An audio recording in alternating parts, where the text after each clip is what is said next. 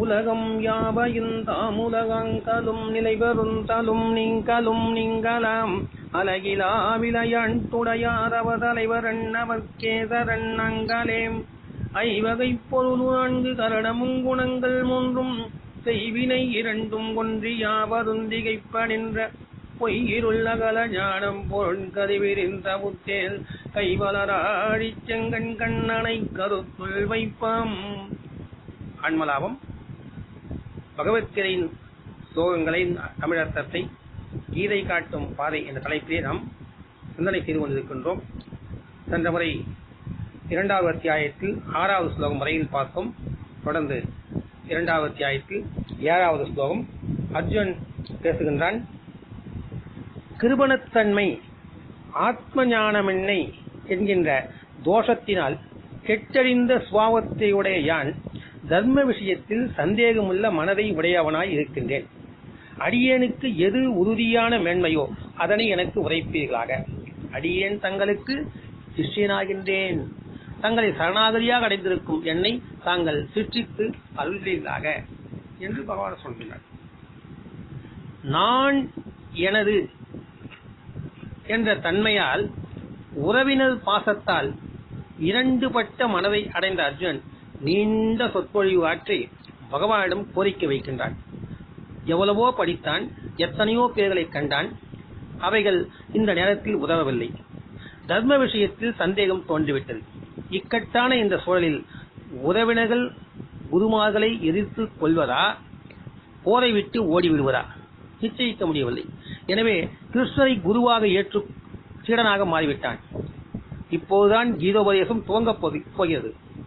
இதற்கு முன்பு முதல் அத்தியாயம் முழுவதும் வாதங்களை எடுத்து வைத்துவிட்டு போர் செய்ய மாட்டேன் என்று அமர்ந்து விட்டான். அப்போது கீதோபதேசம் துவங்கவில்லை. ஆண்மையற்ற தன்மை அடையாதே, எழுந்திரு என்று பகவான் சாதாரணமாக பதில் சொன்னார். காரணம், அர்ஜுன் அப்போது தன்னுடைய வாதங்களை பகவான் ஒப்புக்கொண்டு சம்மதம் அளிப்பார் என்று எதிர்பார்த்தான். தனது வாத திறமையில் நம்பிக்கை வைத்திருந்தான். பணிவு வரவில்லை. இப்பொழுதோ முழுமையான சரணாகதி அடைந்து விட்டான், சீடனாக மாறிவிட்டான். அதனால் உபதேசம் கிடைத்து விட்டது. ஆம், பகவானிடம் முழு சரண் அடைந்த பின்பே அருள் கிட்டும், அருள் கொட்டும். பாஞ்சாலி ஒரு கையை மார்புக்கு குறுக்காக வைத்து முந்தானை பிடித்துக் கொண்டு மறு கையை உயர்த்தி கோவிந்தா கோவிந்தா என்று அழைத்த போது கண்ணன் ஓடி வரவில்லை. 2 கரங்களையும் விட்டுவிட்டால் தலைக்கு மேலே தூக்கி அழைத்த அந்த கணமே பகவான் ஓடி வந்து அருள் செய்தார். முழுமையான சரணாகதி அடைந்த பின்பே கீதை மலர்கின்றது. பக்தி மார்க்கத்தில் சரணாகதி மிகவும் முக்கியம் வாய்ந்தது. குரங்கு குட்டி தாய் குரங்கை பற்றி கொள்கிறது. இதில் தாய்க்கு எந்தவித பொறுப்பும் கிடையாது. இதைப்போல் நாம் தான் இறைவனை விடாப்பிடியாக பற்றி கொள்ள வேண்டும் என்று ஒரு வழிமுறை நெறிமுறை இருக்கிறது. வைஷ்ணவத்தில் ஸ்ரீ வேதாந்த தேசிகனை பின்பற்றுபவர்கள் இந்த வழியை சார்ந்தவர்கள். இவர்களை கண்டவுடனே தெரிந்து கொள்வதற்காக ஆங்கில எழுத்து யூ லெட்டர் யூ என்பதை போல நாமம் போட்டுக் கொள்கின்றார்கள். இதற்கு வடகலை என்று பெயர். மற்றொரு மார்க்கம் பூனைக்குட்டி. குட்டியை தாய் பூனை வாயில் கவ்விக்கொண்டு செல்வது. இதில் குட்டிக்கு எந்தவித பொறுப்பும் கிடையாது, தாய் பூனைக்குத்தான் பொறுப்பு. அதை போல மரம் வைத்தவன் தண்ணீர் ஊற்றுவான் என்று பகவானிடம் சரணடைவது, அவன் விட்ட வழி என்று இருந்து விடுவது. ஸ்ரீ மணவாள மாமுனிகள், ஸ்ரீ பிள்ளை லோகாச்சாரியர் ஆகியோர் இந்த வழியை சார்ந்தவர்கள். இவர்களை தெரிந்து கொள்ள அடையாளமாக ஆங்கில எழுத்து ஒய் என்ற லெட்டர் ஒய், அதை போல பாதம் வைத்து நாமம் போட்டுக் கொள்வார்கள். இதுவே தென்கலை என்பது. சரணாகதி தத்துவத்தில் ஏற்படும் வித்தியாசத்தை, யார் எந்த சரணாகதி வழியை பின்பற்றுகின்றார்கள் என்பதை பார்த்தவுடன் தெரிந்து கொள்வதற்காக வடகலை தென்கலையை நாமத்தின் மூலம் அமைத்துக் கொடுத்தார்கள். இதனை புரிந்து கொள்ளாமல் கோவில் யானைக்கு எந்த நாமம் போடுவது என்று நீதிமன்றத்தில் வழக்கு கூட தொடுத்து விட்டார்கள். கீதையினுடைய முடிவிலும் 18வது அத்தியாயத்தில் 66வது ஸ்லோகத்தில் பகவான் என்னையே சரணடைய, உனது பாவங்கள் இருந்து விடுவிப்பேன் என்று சொல்கின்றார். அடுத்த 8வது ஸ்லோகம் பகவானிடம் அர்ஜுன் கடைசியாக சொல்லி முடிக்கின்றான். ஸ்லோகம் இதுதான்: இவ்வுலகில் பகைவரற்றதாய் செழித்திருக்கும் ராஜ்யமும் தேவர்களுக்கு தலைவனாய் இருத்தலும் கிடைக்கப் பெற்றாலும் இந்திரியங்களை மிகவும் வாட்டும் என் துயரத்தை நீக்குவதாகிய சிரேயஸை நான் அறியவே இல்லை. இந்த ஸ்லோகங்களில் அர்ஜுன் பேசும்போது கிருபணத்தன்மை இல்லாய், அதாவது கார்பண்யம் என்னும் தோஷம் என்ற வார்த்தையை பயன்படுத்தியிருக்கிறார்கள். அது கார்பண்யம் என்னும் தோஷத்தால், அதாவது கருமித்தனத்தால் தன்னுடைய மனம் கெட்டிருப்பதாக அவன் கூறுகின்றான். கருமி என்பவன் யார்? பணம் இருப்பதற்கு ஏற்ப செலவழிப்பவன் சிக்கனம் உள்ளவன், பணம் இல்லாமல் செலவழிப்பவன் ஊதாரி. இந்த இரண்டு பேரும் கருமி அல்ல. பணம் இருந்தும் அதை செலவழிக்க மனம் இல்லாதவன் தான் கருமி. ஓய்வு பெற்ற பின் வேண்டும், வயதான காலத்தில் வேண்டும், வியாதி விபத்து வந்தால் வேண்டும் என்று எண்ணியே பணத்தை இன்றைய தேவைகளுக்கு கூட செலவழிக்க மனமில்லாமல் சேமித்து வைப்பவனே கருமி. இருக்கும்போது தான் அனுபவிக்காமல் பொத்தி பொத்தி அவன் வைத்திருக்கும் பணத்தை அவன் செத்த பின்பு எவர் கொடுத்து வைத்திருக்கிறாரோ அவர் அதை அனுபவிப்பார். யாராவது பிடுங்கிக் கொள்வாரோ என்று பயந்து விளையாடாமல் தன்னுடைய பொம்மைகளை இறுகப்பற்றி இருக்கும் குழந்தையை போன்று இந்த கருமி பரிதாபத்துக்குரியவன். பிருகதாரண்ய உபனிஷத்தில் மற்றொரு வித கருமியை பற்றி கூறுகிறது. அது சொல்கின்றார்கள், கார்க்கியே, எவன் இந்த அச்சர பொருளை அறியாமல் இந்த உலகை விட்டு செல்வானோ அவன் கிருபணன், கருமி, அதாவது பரிதாபத்துக்கு உரியவன். வெளி உலக சொத்துக்களை விட ஒவ்வொரு மனிதனும் பெற்றிருக்கும் உண்மையான சொத்தானது புத்தி சக்தியாகும். அதன் மூலமே அவன் எது உண்மையானது, எது பொய்யானது, எது சரியானது, எது தவறானது என்று பகுத்தறியும் ஆற்றலை பெறுகின்றான். விவேகம் என்னும் இந்த செல்வமே மனிதனை மற்ற உயிரினங்களிலிருந்து வேறுபடுத்துகிறது. பகுத்தறியும் சக்தி என்ற இந்த அருமையான செல்வத்தை பெற்றிருந்தும் அதை சரியாக உபயோகிக்காதவன் தான் கிருபணன், கருமி. அறியாமையால் அவன் நிலையற்ற தோள்களை பிடித்துக் கொண்டு தான் செல்ல வேண்டிய வழி தெரியாமல் திண்டாடுகின்றான். ஏனென்றால் இவன் பொருள்களின் மீது உண்மை மதிப்பீடுகளை பகுத்து அறியவில்லை. ஆனால் இவன் பரிதாபத்துக்குரியவன். தகுந்த சந்தர்ப்பங்கள் அமைந்திருந்தும் இதுவரை சரியான சிந்தனை ஓட்டத்தில் தன்னுடைய மனதை செலுத்தவில்லை. இல்லாவிடில் எது சரி எது தவறு என்று தடுமாறும் நிலை தனக்கு இப்போது வந்திருக்காது என்று அர்ஜுன் நினைக்கின்றான். தர்மம் அதர்மம் என்ற வட்டத்துக்குள் சிக்கிக் கொண்டவனுக்கு எது சரி எது தவறு என்று பகுத்து அறிவது கஷ்டம்.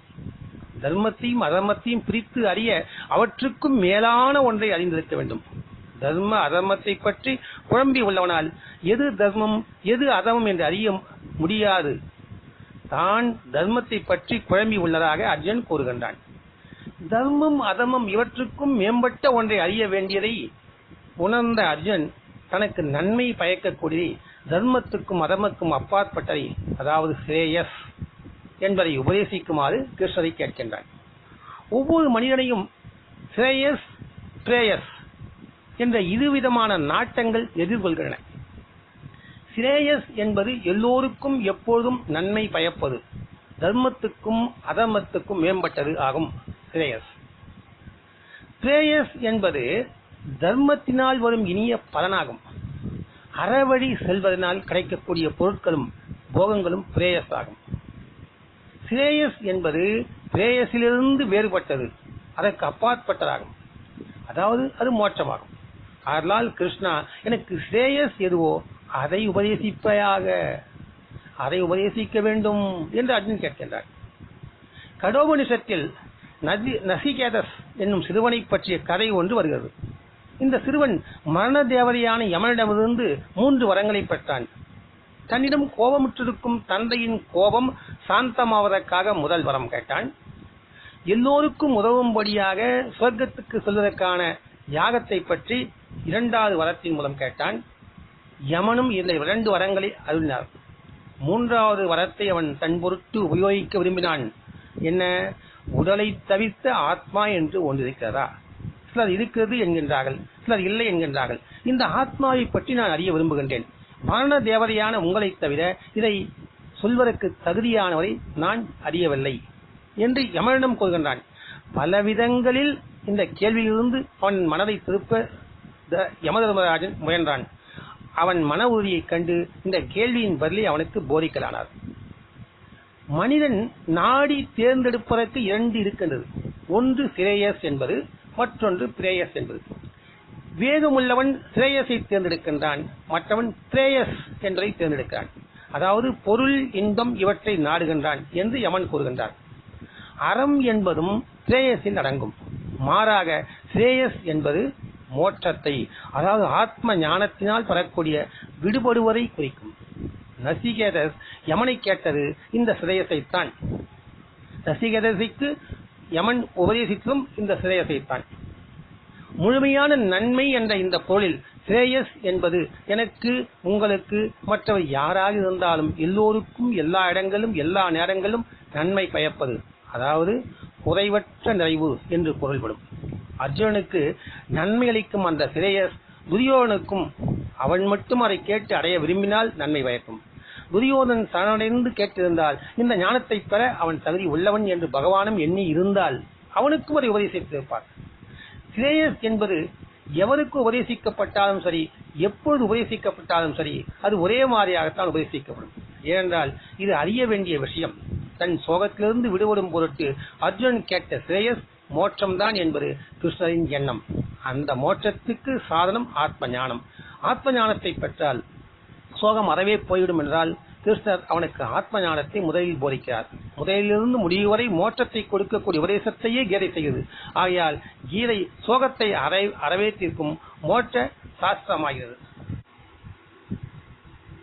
ஒவ்வொரு மனிதனும் தனித்தனியே அறிவு பெற வேண்டும் என்றாலும் இந்த அறிவானது எந்த தனி மனிதனின் சொத்தும் கிடையாது. மேலும் அறிவானது அது எந்தவித அறிவானாலும் சரி, அறிவின் விஷயத்தை உள்ளதை உள்ளபடியே காட்டக்கூடியது. அறிவு மனிதனின் விருப்பத்தை சார்ந்தது அல்ல, அது பொருளுடைய தன்மை சார்ந்தது. உதாரணமாக மலர் என்ற ஒரு பொருளை எடுத்துக்கொண்டால் அதன் அறிவு அது யார் பெற்றதாயினும் சரி, அது மலரை மலர் என்றே காட்டும். அந்த பொருளை நம் இச்சைக்கேற்ப மாற்றி அறிய நமக்கு சுதந்திரம் கிடையாது. வேண்டுமென்றால் அப்பொருளை பற்றி மேலும் அறிந்து கொள்வதற்கு ஏதாவது இருந்தால் அதை அறியலாம். அது எந்த மலர், தாவரவியல் படி அதன் பெயர் என்ன, அது ஏன் அந்த நிறத்தில் உள்ளது, இப்படி மேன்மேலும் அறியலாம். இப்படி எதை அறிந்து கொண்டாலும் அது ஞானமே. ஆனால் அது பொருளுக்கு ஏற்பவே இருக்கும். அதாவது ஞானம் வஸ்து தந்திரம். அது அறியும் மனிதர்களுடைய இச்சைக்கு உட்பட்டது அல்ல, அதாவது புருஷ தந்திரம் அல்ல. ஆகையால் அறிவு மனிதனை பொறுத்து மாறாது. மனிதன் ஒரு பொருளின் அறிவு மாறுபட்டால் அது அறிவே அல்ல. இங்கே அர்ஜுனன் இதுவரையில் பெற்ற செல்வம், பெற்ற கல்வி, அனுபவம் எதுவும் இந்த கணத்தில் அர்ஜுனனுக்கு உதவவில்லை. அவனது ஐயத்தை தீர்ப்பதாக இல்லை. மேற்கொண்டு என்ன செய்வது என்பதற்கு விடையாக மலர வழிவகுக்கவில்லை. எனவே சிறப்பான அந்த நெறியை சிரேயஸை போதிக்குமாறு வேண்டி முடிக்கின்றான். இதேபோல் நமக்கும் படித்த அத்தனை புத்தகங்களும் வாழ்வில் அனுபவங்களும் மனதில் கம்ப்யூட்டர் போல பதிவு செய்து வைத்துள்ள எண்ண குவியல்களும் ஆத்ம தியானத்தில் உதவாது. அங்கே தன்னந்தனியாக நிற்க நேரிடும். புற்றார் பெற்றார் எவரும் உதவிக்கு வர முடியாது. லோகாதய கல்வி பிரபஞ்ச சக்தியை அறிவதற்கு உதவாது. பொது அறிவு வளர்வதற்கு பல விஷயங்களை தெரிந்து கொள்கின்றார்கள். தொடர்ந்து செய்தித்தாள்களையும் பல நாட்டு புத்தகங்களையும் படித்து வருகின்றார்கள். இதனால் மேன்மேலும் அறிவில் விஷயங்கள் தான் கூடுகின்றன. ஆனால் அதைவிட உயர்ந்த வாழ்வில் இறுதியான கட்டத்திற்கு உதவக்கூடிய நூல்கள், வழிமுறைகள், விஞ்ஞான நோக்குடைய வேதாந்த தத்துவங்கள் இருக்கின்றன என்பதை பலரும் அறிந்து கொள்வதே இல்லை. வாழ்வும் முடிந்து விடுகிறது. உலக விஷயங்களால் பேர் புகழ் கிடைக்கலாம். மரணத்தின் போது அவைகள் எந்த விளைவையும் உண்டாக்காது. மறுபிறவிக்கும் தொடர்ந்து வராது. மரணத்தின் பின் என்ன நிகழ்கிறது, நாம் என்ன வாழ்கிறோம், ஏன் பிறவி வருகிறது, பிறக்காமல் இருக்க முடியுமா, பிறப்பு இறப்பிலிருந்து தப்பிக்க என்ன வழி, இது போன்ற கேள்விகளை விளக்கும் உயர்ந்த கல்வியை நாம் உணர வேண்டும், அறிய வேண்டும். இதை படிப்பதால் என்ன பிரயோஜனம் என்று கேள்வி கேட்டுக்கொண்டே உயர்ந்த அந்த கல்வியை தவற விட்டு விடுவோம். கிரிக்கெட் விளையாடுவதை ஆர்வமோடு பார்க்கிறோம். இந்தியா வென்றாலும் தோற்றாலும் தனிப்பட்ட முறையில் நமக்கு பலன் எதுவும் உண்டாவதில்லை. டிவியில் திரைப்படம், நாடகம், சீரியல் பார்க்கின்றோம். அதனால் என்ன பெரிய பலன் கிடைக்கிறது? அதை போல வேதாந்த விஷயத்தையும் காலத்தில் போட்டு வைத்தால் நிச்சயமாக ஒரு காலத்தில் கடைசி கட்டத்தில் நமக்கு உதவும். அது ஒன்றும் சந்தேகமே கிடையாது. நாம் கேட்பதற்கு தயாராக இல்லை. அதுதான் மிகவும் வருத்தம் அளிக்கக்கூடிய ஒரு விஷயம். தொடர்ந்து நாம் பார்க்கலாம். ஓம் தத்சத் ஸ்ரீ கிருஷ்ணாய பரபிரம்மணே நமக.